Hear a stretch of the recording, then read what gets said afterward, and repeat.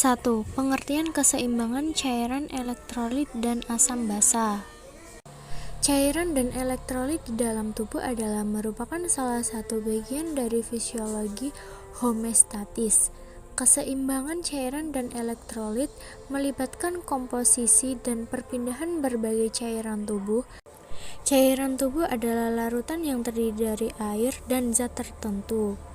2. Definisi cairan elektrolit dan asam basa. Elektrolit adalah mineral bermuatan listrik yang terdapat di dalam sel, jaringan, dan cairan tubuh termasuk darah, urin, dan keringat.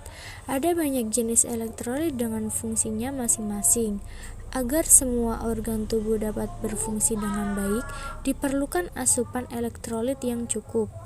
Asam basa adalah mekanisme pengaturan pH pada cairan ekstraseluler tubuh CES secara homeostatis. Keseimbangan antara asam dan basa direpresentasikan dengan nilai pH. Di CES penting untuk berfungsi fisiologi tubuh dan metabolisme sel.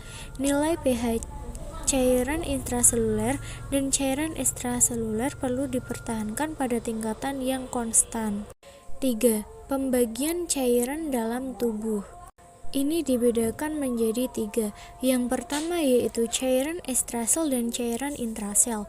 1/3 dari cairan tubuh total terdiri dari cairan ekstrasel dan 2/3 merupakan cairan intrasel. Distribusi cairan tubuh adalah sebagai berikut. A. Otot 50%, B. Kulit 20%, C. Darah 20%, dan D. Organ-organ lain 20%. Yang kedua, cairan interstitial. Cairan interstitial merupakan cairan yang terdapat di antara sel, termasuk di antaranya adalah cairan limfe. Yang terakhir yaitu cairan transselular. Cairan transselular merupakan cairan yang terdapat pada lumen seluler pencernaan. Keringat cairan cerebrospinal, cairan pleura, cairan perikardial, cairan intraokuler, cairan sinovial, cairan peritoneum, empedu, dan cairan kolea. Selanjutnya yaitu variabel yang mempengaruhi keseimbangan cairan elektrolit dan asam basa. 4 variabel utama yang mempengaruhi keseimbangan normal cairan elektrolit dan asam basa. Yang pertama ada usia, yang kedua ukuran tubuh, yang ketiga temperatur lingkungan, dan yang keempat gaya hidup. Yang pertama yaitu usia. Usia mempengaruhi distribusian cairan tubuh dan elektrolit. Perubahan cairan dan elektrolit terjadi secara normal seiring dengan perubahan perkembangan seseorang. Total proporsi air dalam tubuh bayi lebih besar daripada total proporsi air dalam tubuh anak usia sekolah, remaja, atau orang dewasa. Pada kenyataannya, bayi memiliki resiko lebih tinggi untuk mengalami kekurangan volume cairan atau ketidakseimbangan hiperosmolar karena per kilogramnya berat tubuhnya akan kehilangan air yang lebih besar secara proporsional seperti sebagai berikut. A. Anak-anak, B. Remaja, C. Lansia. Ukuran tubuh. Ukuran dan komposisi tubuh berpengaruh pada jumlah total air dalam tubuh. Lemak tidak mengandung air, karena itu klien yang gemuk memiliki proporsi air tubuh yang lebih sedikit. Temperatur. Tubuh berespon terhadap temperatur lingkungan yang berlebihan dalam bentuk perubahan cairan. Berkeringat akan menyebabkan kehilangan ion-ion natrium klorida. Selanjutnya yaitu gaya hidup. Gaya hidup memberikan pengaruh tidak langsung pada keseimbangan cairan elektrolit dan asam basa antara lain sebagai berikut. A. Diet. Asupan diet cairan, garam, kalsium, magnesium, dan karbohidrat yang penting lemak, serta protein membantu tubuh mempertahankan status cairan, elektrolit, dan asam basa. B. Stres. Stres meningkatkan kadar aldosteron dan glukokortikoid, menyebabkan retensi natrium dan garam. C. Olahraga. Olahraga menyebabkan peningkatan kehilangan air kasat mata melalui keringat. Keseimbangan cairan elektrolit dan asam basa. Gangguan keseimbangan cairan. Ada dehidrasi dan ada overhidrasi. Dehidrasi adalah kekurangan air dalam satu periode waktu yang tidak dapat diganti melalui mekanisme regulator normal.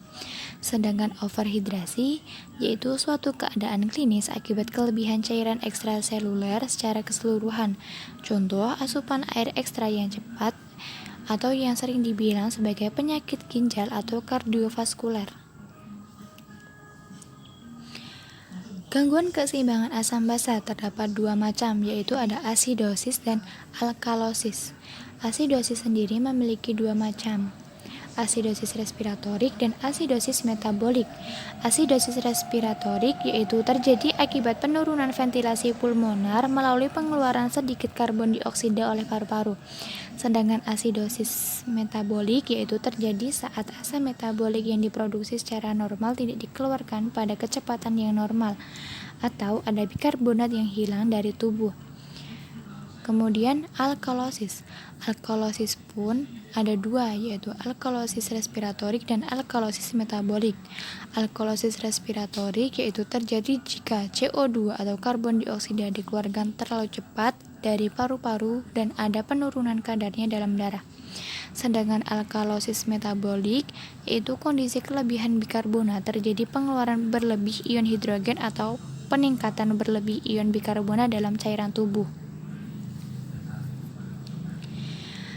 Kemudian gangguan keseimbangan elektrolit, ada hipernatremia atau kelebihan natrium di dalam darah, hiponatremia kekurangan natrium di dalam darah, hiperkalsemia atau kelebihan kalsium di dalam darah, hipokalsemia atau kekurangan kalsium di dalam darah, hiperfosfatemia atau kelebihan fosfat di dalam darah, hipofosfatemia atau kekurangan fosfat di dalam darah.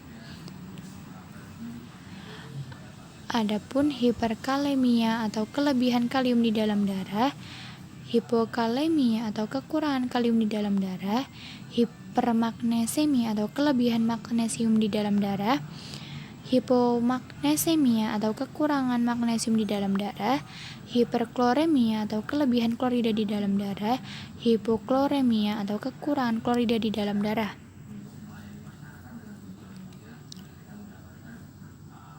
Baik, sekian yang dapat kelompok kami sampaikan.